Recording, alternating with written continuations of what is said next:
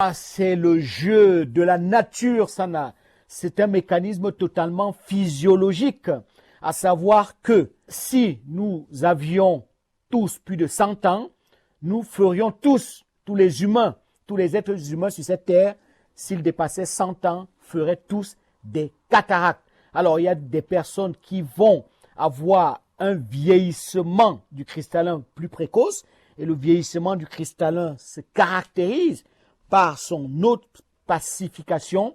Le cristallin, ça vous l'avez dit dans cette belle introduction, parce que vous me faites toujours de très très belles introductions et j'apprécie cette belle chronique santé parce que vous êtes toujours, vous savez planter le décor et c'est ce qui me permet vraiment d'entrer. Merci. C'est comme si on était sur une scène de théâtre, d'entrer en scène de face avec un décor déjà bien préparé. Effectivement, le cristallin, c'est une petite lentille qui va se trouver vraiment derrière la pupille. Elle est transparente, mais cette lentille avec le vieillissement peut donc s'opacifier, va être comme une vitre qui se salit, une vitre qui devient de plus en plus sale. C'est fait qu'il y a de moins en moins de lumière qui rentre. Si vous avez votre vitre de la maison qui est de plus en plus sale, vous avez de moins en moins de lumière qui va rentrer dans la maison. C'est fait que votre maison va devenir de plus en plus sombre. Et l'intérieur de notre œil, c'est la rétine.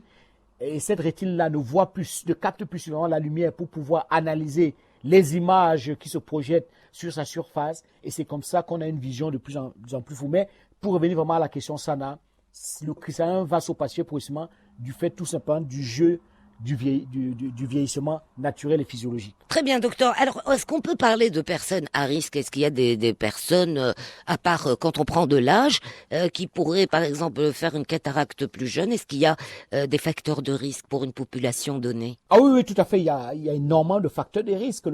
J'ai dit que l'âge était vraiment le principal facteur de risque. Et vous l'avez d'ailleurs dit aussi dans cette belle introduction, on a une personne sur 5 qui au-delà de 65 ans, va faire une cataracte. Et lorsqu'on évolue encore beaucoup plus dans des populations beaucoup plus âgées, dès qu'on dépasse par exemple 85 ans, on se retrouve sur 3 personnes, il y a 2 personnes qui ont une cataracte. Et parfois, ces personnes-là ignorent même parfois qu'elles ont une cataracte parce qu'elles ont des petits troubles de la vue qu'elles mettent sur le coup d'un vieillissement quelconque. Mais en fait, c'est tout simplement cette opacification du cristallin-là. Donc, c'est vraiment l'âge est le facteur de risque majeur, si je puis m'exprimer ainsi. Donc, les premières personnes à risque, ce sont déjà des personnes âgées qui ont plus de 65 ans, mais il y a aussi des cataractes qui peuvent toucher des personnes moins âgées, mais c'est souvent des personnes qui ont été exposées à d'autres facteurs de risque.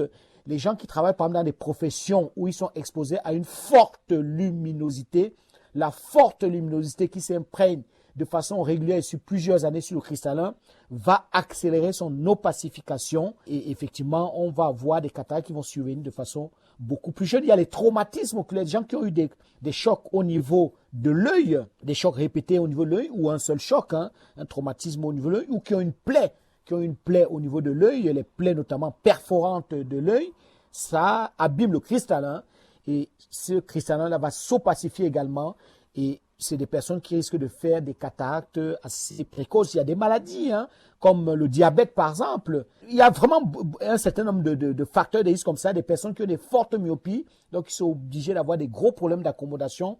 Tout ceci fait travailler énormément le cristallin pendant toute la vie de la personne et elle risque de faire une myopie assez précoce. Et puis, c'est un traitement à base de corticoïdes au long cours. Si on prend de la cortisone au long cours, sur plusieurs années, effectivement, pour aussi, effectivement, faire une cataracte de façon précoce. Le tabagisme, le tabac, vraiment, c'est un gros facteur de risque. La consommation excessive d'alcool, c'est aussi un gros facteur de risque. Mais on a parfois, malheureusement, des enfants qui naissent avec la cataracte.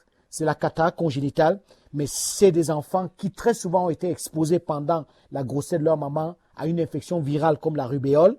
Parfois, c'est tout simplement une cause héréditaire, c'est-à-dire qu'on est dans une famille où il y a un gène, malheureusement, qui va provoquer une opacification précoce du cristallin et ce gène-là est transmis des parents aux enfants et on a une cause héréditaire, c'est à peu près 25% des cataractes congénitales, à savoir des cataractes du nouveau-né, un enfant qui naît carrément avec ce cristallin-là qui est déjà opacifié. Mais on sait aussi que dans les cataractes congénitales, on a près de 50% des cas On ne sait pas pourquoi est-ce que cet enfant-là naît avec ce cristallin qui est déjà opacifié et qui présente déjà une cataracte sana. Ah, voilà un peu vraiment les situations à risque ou les personnes à risque que je peux identifier. Mais il faut dire que les causes de la cataracte sont multifactorielles. Il y a plusieurs facteurs qui entraînent la cataracte, quoi. Mais la cause majeure, c'est effectivement le vieillissement de la personne. Alors pour ce qui est des signes d'alerte, docteur Armand, est-ce que, par exemple, on le sait, quand une personne a une cataracte, parfois on le voit, il y a cette petite membrane blanche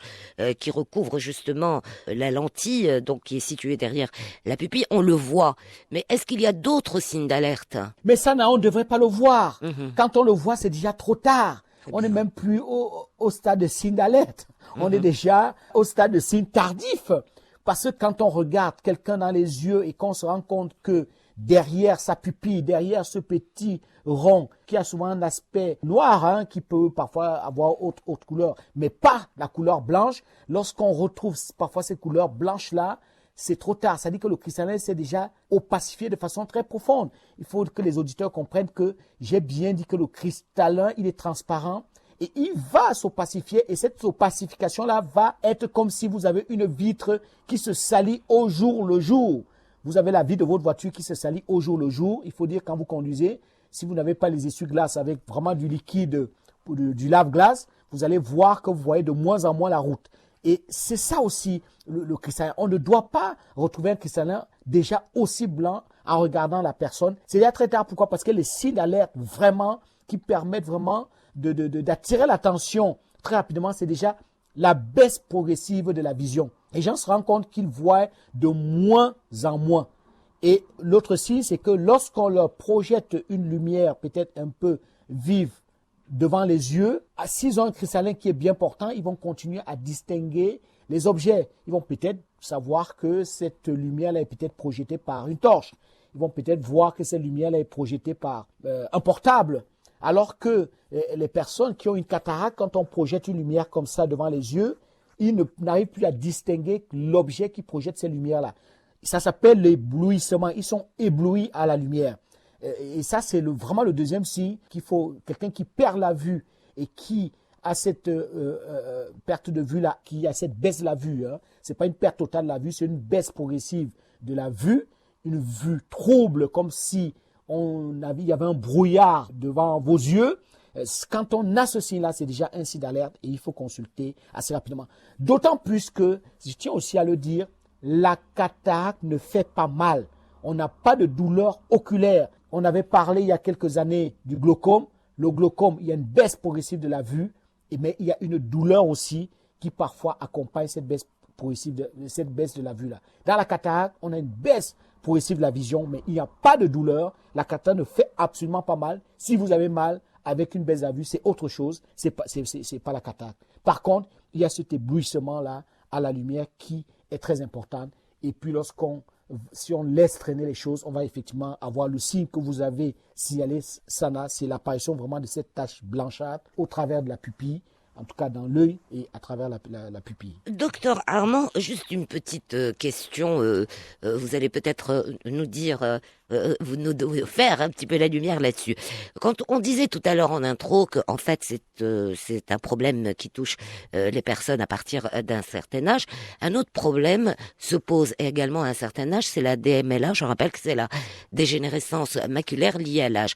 Alors quand il y a les deux, une DMLA et justement une cataracte, est-ce qu'il faut quand même enlever, il faut quand même avoir recours à l'intervention? Ah, ça c'est une question que doit absolument répondre un spécialiste parce qu'on ne peut pas répondre de façon globale. C'est-à-dire que la première chose, lorsqu'on a une baisse de la vision, les deux ne peuvent pas se produire au même moment. On ne peut pas en même temps avoir une baisse de la vision qui est liée à la cataracte et en même temps avoir une baisse de la vision qui est liée à la DMLA. Il y a toujours, parmi ces trois maladies qui sont vraiment les grandes causes de cécité, à savoir la cataracte qui est la première cause de cécité en Afrique, suivie du glaucome.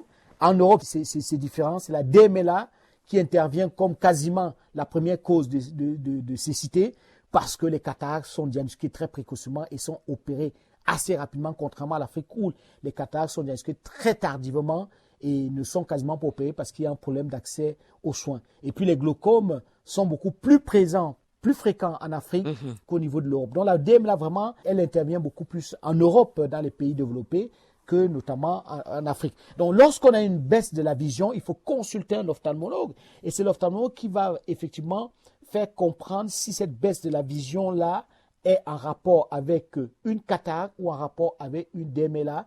Il va donc proposer le traitement qu'il faut. C'est quasiment exceptionnel d'avoir à la fois une cataracte, une DMLA. En tout cas, c'est très, très rarissime ça là.